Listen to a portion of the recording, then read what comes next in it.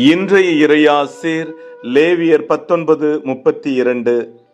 நரை திரண்டவருக்கு முன் எழுந்து நில், முதிர்ந்தவர் முகத்தை மதித்து நட, உன் கடவுளுக்கு அஞ்சி வாழ், நானே ஆண்டவர். அன்பிற்கினியவர்களே, வாழ்வின் பாடங்களை கற்றுக்கொள்ள விவிலியத்தை அறிந்து கொள்ள வேண்டும். முதியவர்கள் அனுபவசாலிகள்.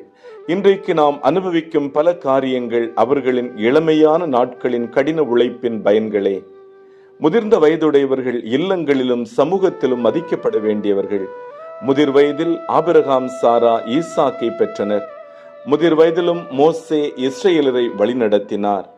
முதிர் வயதில்தான் யாக்கோபு தன் பிள்ளைகளுக்கு ஆசி வழங்கினார். வயது முதிர்ந்த சிமியோன், அன்னா இயேசு பற்றிய செய்தியை பிறருக்கு எடுத்துரைத்தனர்.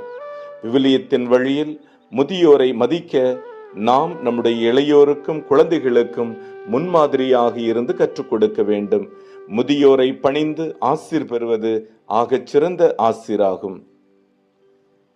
எல்லாம் வல்ல இறைவன், தந்தை, மகன், தூய ஆவியானவர் இந்த நாள் முழுவதும் உங்களை ஆசீர்வதித்து பாதுகாத்து வழி நடத்துவாராக. ஆமேன்.